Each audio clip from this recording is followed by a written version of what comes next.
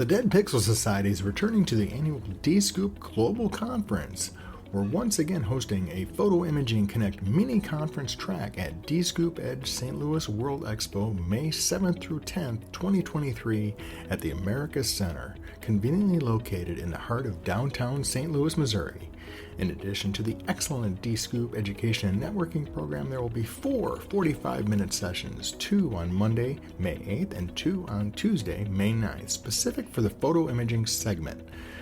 Go to photoimagingconnect.com for more information and to get a special $50 discount on your registration fee.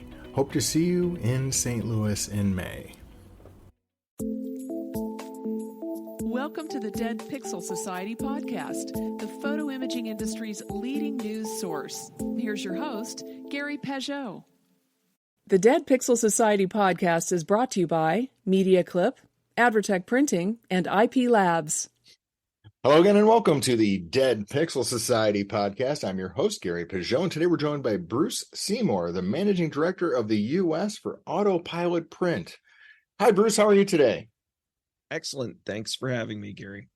A lot of people know the Autopilot Print brand, so like specifically Printicular, but you're really part of a larger company that's based in New Zealand called MEA. Can you talk about that?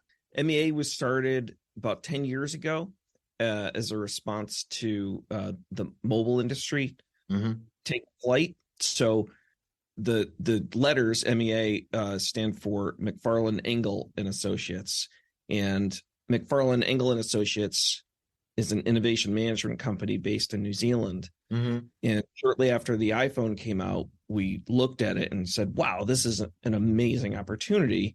We really would like to be involved in this. And so we got in a room together and we thought about, what we can do. And we decided that we didn't want to do just one thing, because we didn't want to go into a development cycle for 6 months or a year and then come out and debut something to the market and see what happened. We thought, rather, wouldn't it be cool to take a product lab approach, do a whole bunch of different things and let the market decide what was good and what was not good. And so that was the birth of MEA Mobile at the time. And now that transitioned to MEA, and then we created a business unit called Autopilot Print. And so in the early days, we were all imaging folks, right? So I have a background in display technologies. I hold 5 U.S. patents, and the other partners are very, media oriented. So we thought, well, since the iPhone has this amazing camera, let's do something with, visual. And so that's where we started with. Back in the day, we had products that applied Super 8 filters to video, which was novel at the time. And it was really cool. We had a product called iSuper 8, which was kind of like Instagram for video. We did a partnership with Levi's, and that product actually ended up on the Kodak phone. So Kodak licensed the Kodak brand to a phone company, the Bullet Group in the UK. Yeah, I remember that one. Yeah. So our software, it was the Super 8 app on that phone was ours. Okay. That's how we got into the print space, and through software. And once we saw the success of Printicular, we started adding more retailers and doing more products. And then we ran out of retailers that had APIs, right? So we said, okay, well, let's build software so that we can onboard more retailers. So that was the birth of Autopilot Print. Let's talk a little bit about the Printicular app, because that's sort of your flagship app. Sure.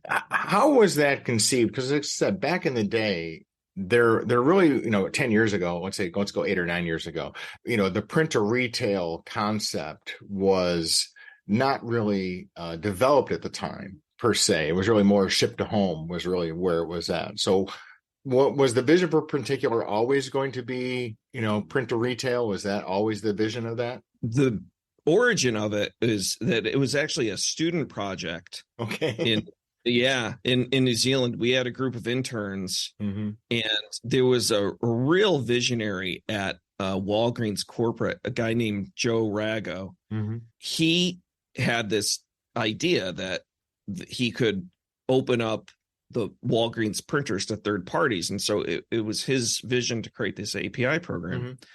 And so we read about it, and we were doing that Super 8 app I had mentioned earlier. And we said, well, that would be cool if we could print photos as like Super 8 photos. Mm-hmm. And then my partner Rodney at the time said, well, that's cool, and let's do that. But also, let's just make like a really simple, photo printing app mm-hmm. where people can print Instagram photos. Mm-hmm. And so at the time, no, you couldn't really do that. Mm-hmm. And Walgreens was a pioneer in the space, having introduced a square 4x4 print. Right. So we had interns create Printicular, and it was the first app in the world to print Instagram 4x4 prints. Mm-hmm. And it did, it started doing like $5 a day, and we were like, this is awesome. And then it started doing $50 a day. We're like, whoa, and it just it went up from there. And then we said, okay, well, what other retailers can we onboard? Mm-hmm. And then we ran out of retailers. Mm-hmm. So with Autopilot Print, the whole goal was, let's create software. Mm-hmm. Let's give it away to small and medium-sized retailers, right, as a way to open up their printers for us. Mm-hmm. So it's a real win-win situation where we're saying, here's our software, it's free, mm-hmm. use it so we can give you sales. Right. So it's a pretty easy sales cycle. So right. Retailer goes, wait a minute, let me get this straight. Software is free. You give it to me, mm-hmm. and then you send orders to my store. Right. Well, and obviously you're getting a piece of the transaction because that's yeah. I pay for that. But clearly it's on you to drive the customers there. Yeah, absolutely. So we do that, and so we have different types of software for different retailers. Okay. You've got representation in 11 countries, and talk about that, because you've got some brands here in the US, but on your website you talk about Ted's Cameras, right, as sort of an example of a specialty retailer who's using your product. Is that a white label version of your app, or is you just connecting to them? So in that case, that's a white label. Okay. So you do white label work too. If somebody wanted your app with their name on it, they can go to you and get that. Yeah, absolutely. So if you look at, like, one of our white label clients is Photo First. Okay. And so with Photo First, we provide a white label website. Mm-hmm. We have a white label iOS app, mm-hmm. and a white label Android app, and it's branded for them. We also do branded apps for printer manufacturers. So okay. For a printer manufacturer, if you are looking for ways to sell more ink and paper, mm-hmm. we can help drive that. So it sounds to me like you've got sort of a bunch of different models, but along the same sort of technology platform. In some cases, you're in the customer acquisition business, right? You have to talk to consumers and get people to download your app. You've had a curveball thrown to you in the last year or two with the new privacy concerns from Apple. How have you circumvented those concerns? So we greatly respect user privacy. Everything we do is encrypted. Don't store credit card data on our servers. Mm-hmm. Like most people in the industry, we use Stripe.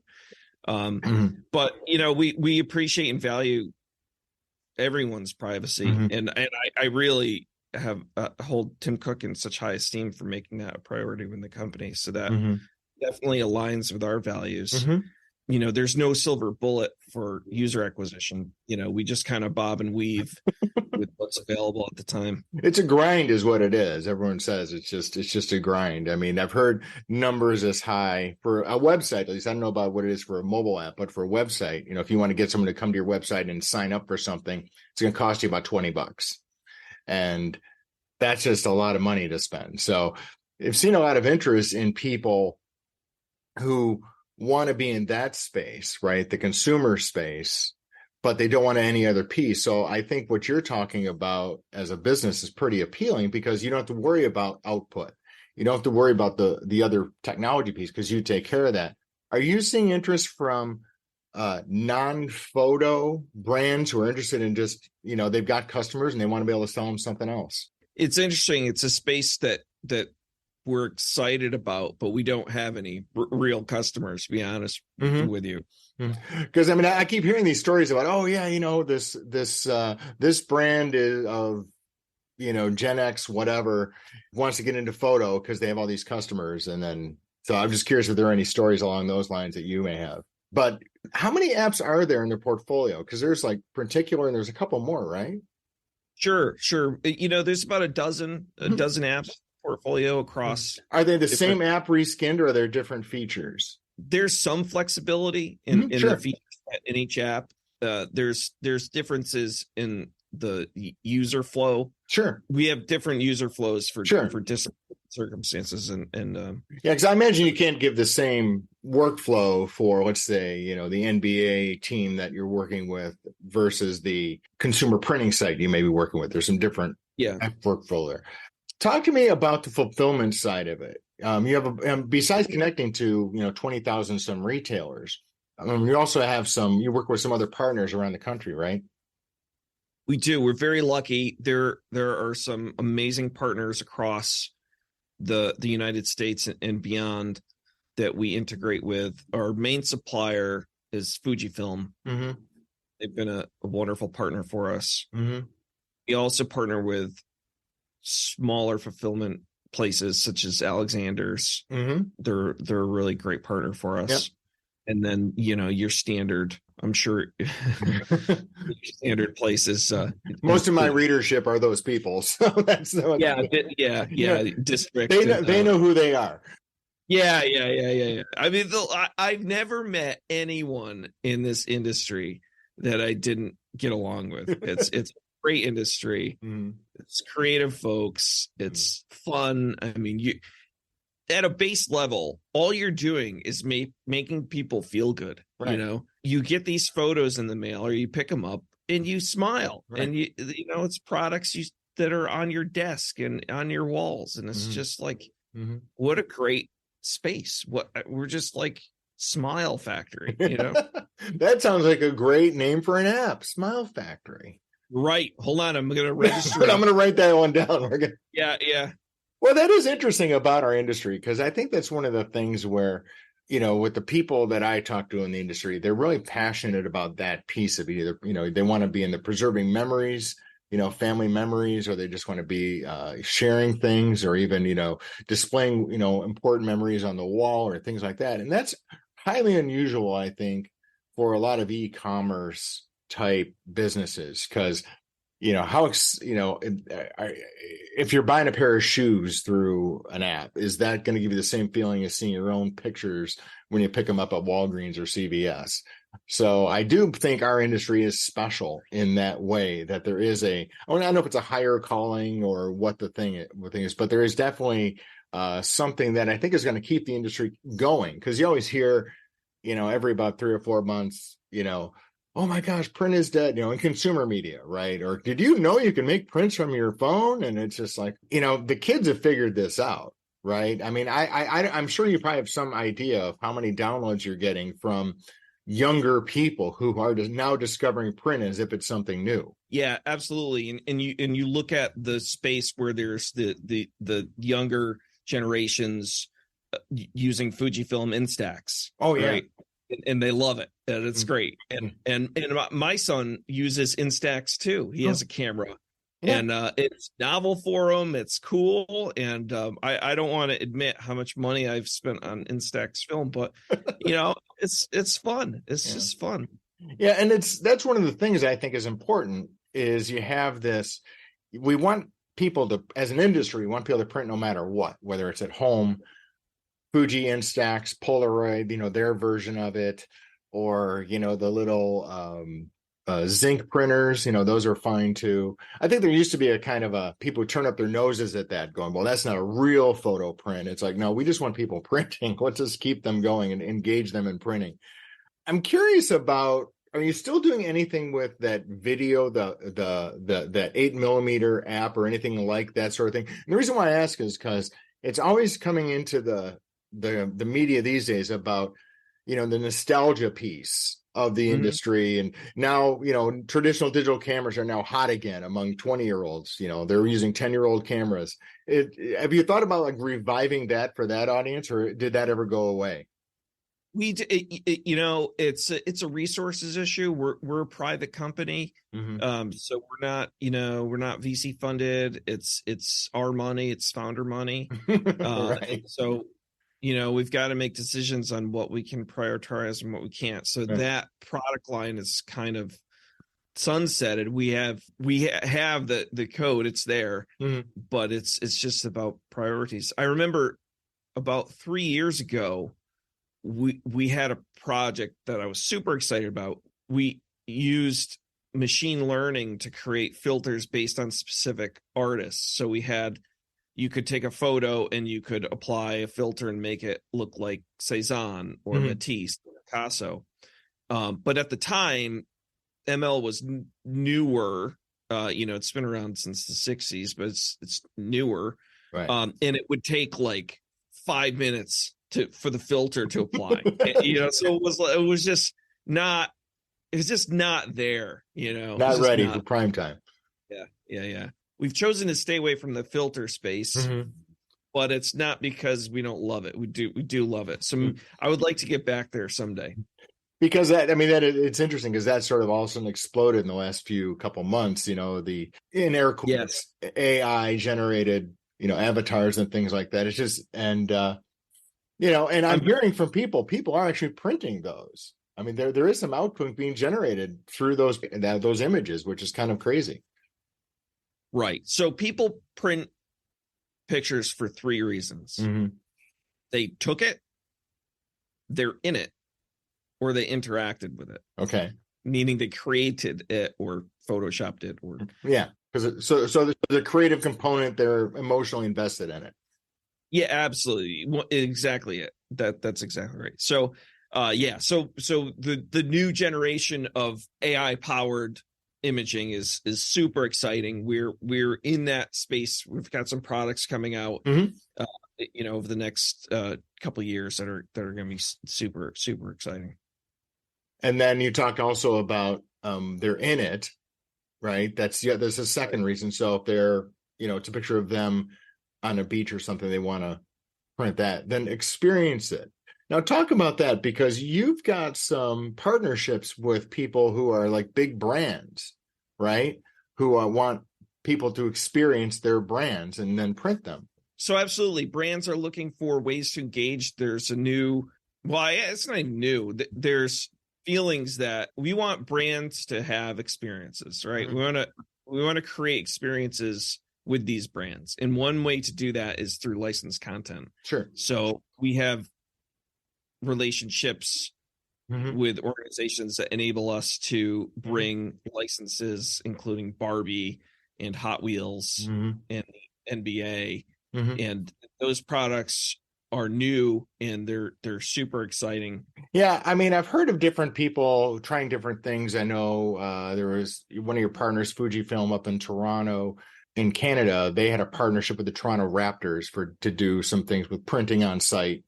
To do something. I don't know if they're still doing that, because that was pre-COVID, and we all know what happened with that. But I think that is a big opportunity for someone like yourself, because people really do want now more than ever, I think, to integrate their personal content with branded content. I think that merger of that is a big opportunity. Stay with us. We'll be right back.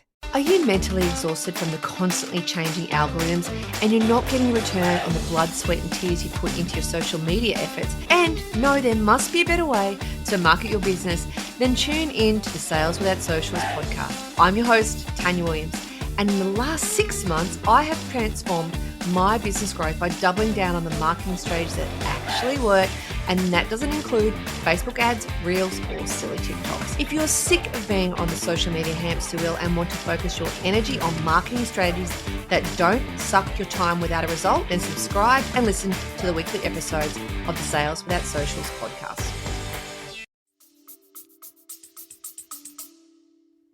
Absolutely. It's super exciting, and it fits with amazing brands like Barbie and Hot Wheels. Mm-hmm.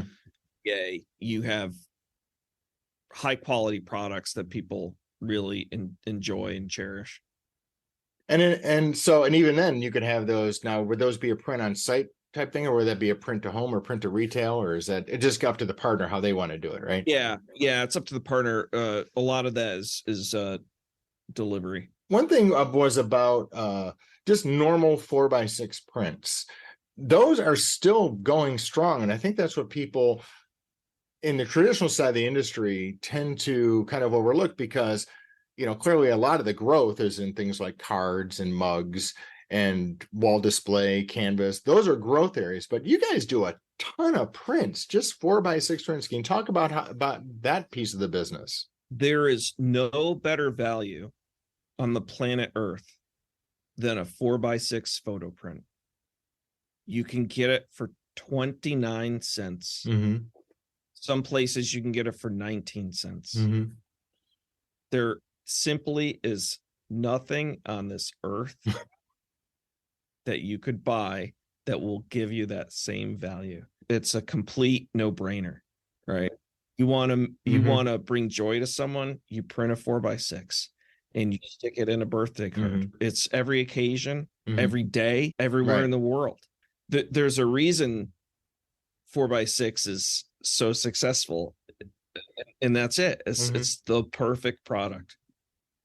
I mean, think about how many 4x6 prints you can get for a cup of coffee. Yeah. And interestingly, in the 80s, a cup of coffee was 25 cents, and a 4x6 print was 25 cents. 30 years later, 40 years later, guess what?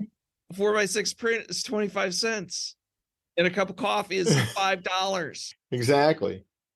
And print quality is even better. That's the amazing thing. The print qualities we're getting now for the 25-cent print is better than what you would get 40 years ago in the 80s. Not to knock the 80s, but there's a quantum quality improvement since then. Absolutely. And that's one thing that I really encourage everyone to do is raise your prices.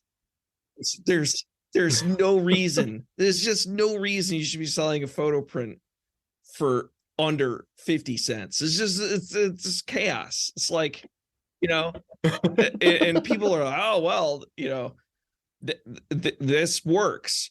I mean, what on the planet can you get for 50 cents? Well, you can get 2 4x6s. What? Yeah, it's just absolute insanity that prints are this inexpensive. And so I always, to varying levels of success, encourage retailers of every size to please raise your prices, please. Well, and I mean, do they look at that as self-serving? Because obviously your end of the commission is going to get bigger, but on the other hand, their margins are going to be the same, so they'll make more money. So is there any data to back that up? Have you guys done any research on the price elasticity of prints, or is that just a gut assumption of you being in the industry a long time thinking it's data driven?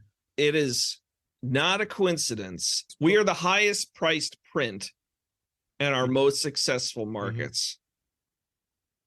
And in some markets, in some countries, we're the highest priced print in the country.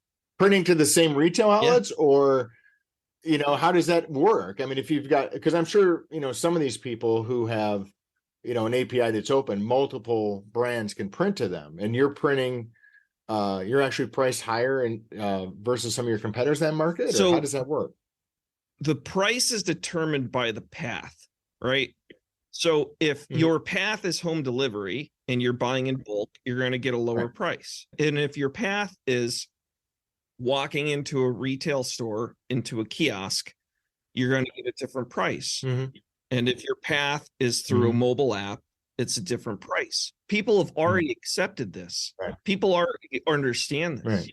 And so retailers are concerned, won't this customer get upset if they order on the app and it's 50 cents and they walk into the store and it's 25 cents if they buy it on the kiosk? And the answer is no.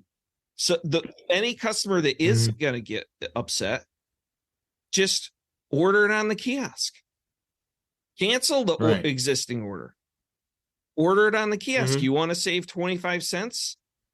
Walk into the store, deal with dirty cables, get your phone hooked up, and print it out. Have a ball. The reality is no one cares. They're all paying double to do it through the app. Why?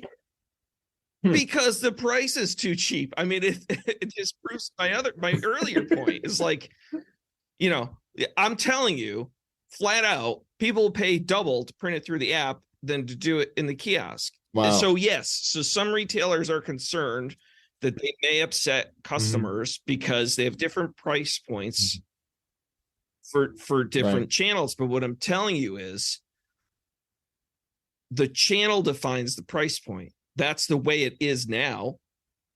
And if you're not doing it, it's a mistake. You know, that's interesting because I think that kind of goes back to a very traditional thought in the photo space, which is, you know, very process orientated, not market orientated, right? I can make a 4x6 for this amount of money, so I'm going to mark it up, you know, 80% or whatever it is. And just that's the process.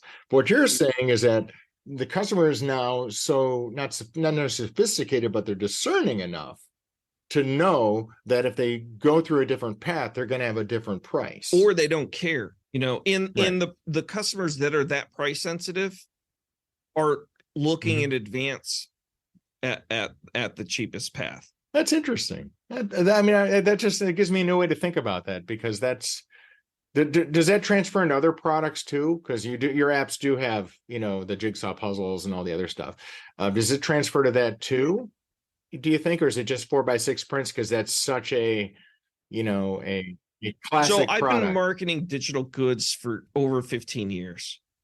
And so I've built up this base of knowledge based on the experience. And my experience is that, you know, when we used to price apps, we would sell, you know, 100 apps a day at $1. And if we changed the price to $2, guess how many we would sell? 50. Right? So the revenue is the same, but the price doubled because markets are that crazy efficient. I mean, it is that and today you can get the feedback in such real time. It's stunning. It's stunning. Do you think, because you just hit on something that I think is really key, because there's a lot of people out there lamenting, for example, the fact that there's not a lot of industry-wide research like there used to be, like when PMA used to do it. And yes, my friends at Rise Above Research do some industry-wide stuff, but there's not as much as there used to be out there. I've always encouraged people, look at your own data, right? Look at your own customer information and data, and your customers will tell you what they want and what they react to. Like you said, you know, play with pricing in certain areas and just see what happens. And it seems like there's not a lot of receptivity to that. Yeah, I agree. I think you need to be data driven and you need to experiment. We have a lot of internal data. You know, we work with a lot of third parties, so we compartmentalize that data and we do not share it. But you know, within that segment of a specific area, geography, or, you know, product line, in today's world, you need to be data driven because your competitors are. And from a photo standpoint, I think what's important for people to realize is, you know, we're competing as a category against other people's discretionary income, right? If they're not buying a photo, they're buying something else. And so we have to be, you know, where the customer wants to be when they make that print. you work with a lot of big retailers, mass retailers, big brands. Heard a lot in the last couple months about concern for the category, in the sense that we have, Costco doing what they did, where they, basically, kick people over to Shutterfly. And then you have Target closing basically their thing. But on the other hand, when I talk to other brands in the category, they're wildly optimistic about the growth. What's your perception on the growth, especially in the mass market, for photo? The growth is a function of the investment in the space. So if you look at Target, they had dirty old kiosks that were not inviting. They were placed in the corner. They were dirty and dusty because they didn't invest in that. But what other retailers understand, and not just in the US, but globally, is that we are a secret weapon to get foot traffic. We drive an in-store visit. And there was an article years ago in the Harvard Business Review about a large pharmacy chain and the interaction of mobile apps. And they showed that, there's an enormous value in getting that customer interaction within the app and getting that foot traffic. And so the companies that have invested in photo understand the value of getting that customer in the store. You order a 4x6 print, and it's, your average order is, whatever, $3, $4. You go to the store and you end up spending an average ticket of, I don't know what it is. I truly don't, but they do. And they know it's very valuable for them to get that footfall. We help them do that. We that's it. We drive foot traffic. Well, the reason why I mention that is because I think you've hit on the point exactly. Because if you look at the successful mass retail players in the category, your Walgreens, your CVS, they've dedicated people who are, they make it a priority. They have good locations for the kiosks and the apps in their stores. And it's obvious they understand the category and driving it. So when a Target pulls out, that's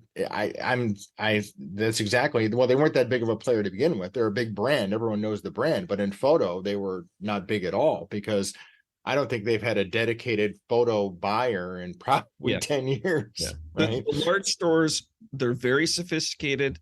They have very smart teams. They understand the photo space. They understand what it takes to be successful, and they understand the impact to the broader company when they are. And so if you look at the investments across these retailers in equipment, it's really exciting. And these are very sophisticated organizations, and they wouldn't be dedicating investment unless there's a return on it. Sure. Well, no, I think it bears that out. If you look at, like I said, the names I was mentioning earlier, they're clearly the people who are investing in the category, and they appear to be growing. So what are some of the other output options that are available within your apps? Because one of the challenges I'm hearing from people who have, an app, is now there's almost an infinite number of products, right? And infinite number of partners who can make those products. Because if you want a 6-inch mug, you go to this guy. If you want an 8-inch mug, you go to that guy. And what is your process for determining like appropriate products, I guess is where I was going with it. Because you really, even though it's an infinite store, you can't put that on the front page of an app. Yeah, absolutely. I don't have a silver bullet for that answer. We do a lot of A/B testing, and if you look at organizationally, it's just a question of what products does our team believe in.